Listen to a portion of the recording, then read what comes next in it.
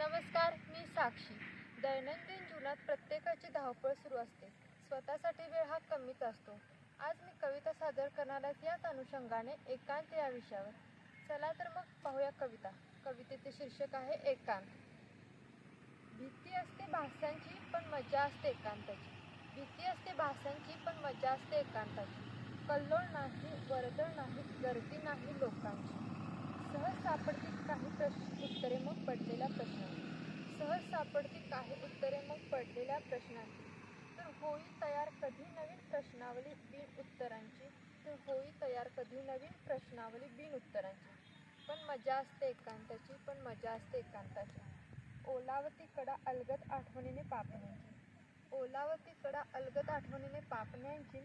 ज्योत मंद तेवत राही अंतःकरणात पेटलेल्या खोल विचारांची. ज्योत मंद तेवत राही अंतःकरणात पेटलेल्या खोल विचारांची. पण मजा असते एकांताची, पण मजा असते एकांताची. नसते भीती ना कुणी येण्याची ना जाण्याची. नसते भीती ना कुणी येण्याची ना जाण्याची.